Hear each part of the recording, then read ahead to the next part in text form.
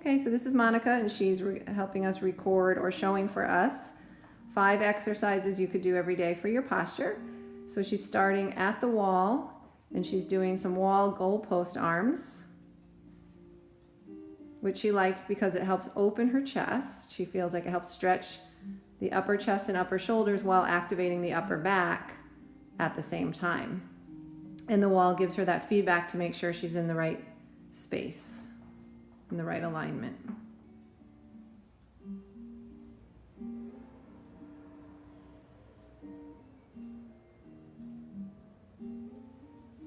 So she's inhaling as she raises her arms up and exhaling as she's bringing them down. Okay.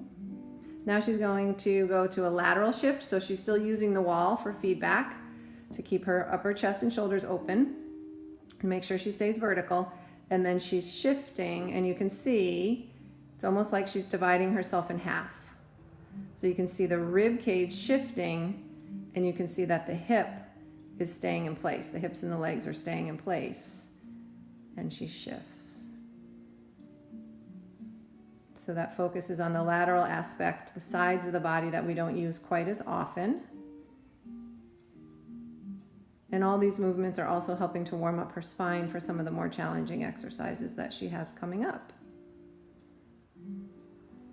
Okay, so now she's going to move on to her next one, which is going to be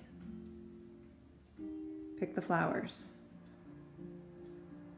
So we do this one on the reformer a lot, and we find that a lot of people miss that position right there where she's in neutral, flat back as we call it, before she rounds her spine and rolls back up. So she likes to practice this one at home as well because it gives her flexion and extension and neutral. So she's going to hinge. See if I get a slightly different view of her back here. Very nice. And then she's rolling.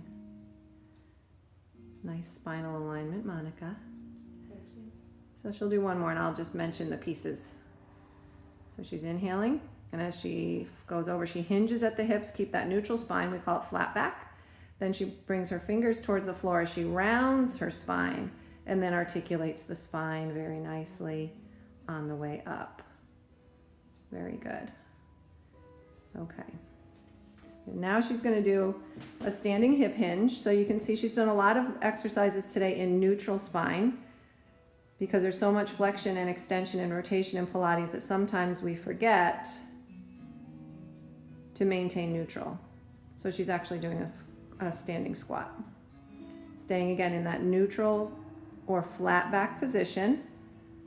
And she's doing a very deep hinge, as you can see, in the hip and the knees and the ankles. All 3 joints that are very important. We need to keep them mobile and flexible. And this also develops the strength in her glute muscles, which helps for standing, sitting control, being able to get up and down easily out of chairs and cars and etc. Very nice. Okay.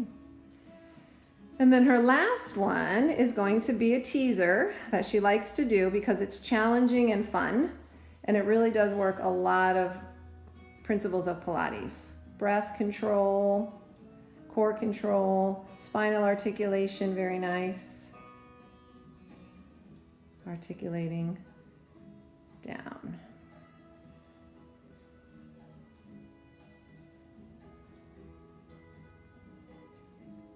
She's got that nice parallel arms and legs position. She rolls kind of over her sacrum on the way down. So she safely rolls the hips and the low back down and then articulates the rest of the spine through. So let's see her do one more. So nice. Perfect. Awesome.